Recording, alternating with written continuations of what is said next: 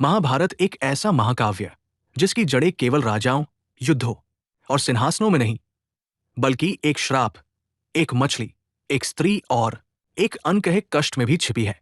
बहुत कम लोग जानते हैं कि महाभारत की नींव में एक अप्सरा के आंसू भी मिले हुए हैं। उस अप्सरा का नाम था अद्रिका।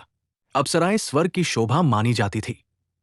वे धरती पर उतरती, हंसती, खेलती, नदियों में तैरती, हवा से बातें करती। अप्सरा अद्रिका भी ऐसी ही थी, चंचल, शरारती। धरती पर उसका प्रिय स्थान था। यमुना नदी, नीला जल, बहती धारा और जीवन से भरी लहरें, यही उसकी दुनिया थी।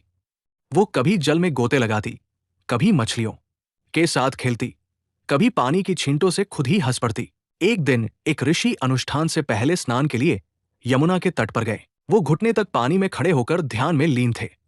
अप्सरा अद्रिका ने उन्हें देखा। उसके मन में एक शरारत जागी। वो पानी के नीचे चली गई और उनके पैरों को पकड़ हल्के हल्के खींचने लगी। इससे प्रार्थना कर रहे ऋषि का ध्यान भंग हो गया। ऋषि क्रोध से आग बबूला हो गए।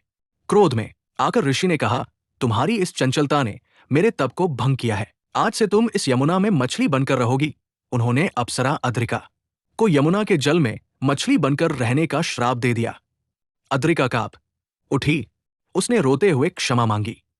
ऋषि बोले, श्राप वापस तो लिया नहीं जा सकता, परंतु श्राप से मुक्ति मार्ग बता देता हूं। तुम मछली के रूप में 2 मानव बच्चों को जन्म देने के बाद ही मुक्त होगी।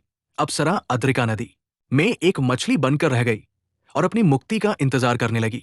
यहीं से एक अप्सरा का स्वर्ग छूट गया। अब न स्वर्ग था, न सौंदर्य, न नृत्य, न हंसी, बस प्रतीक्षा। हर बहती लहर के साथ वो अपने उद्धार की घड़ी गिनती।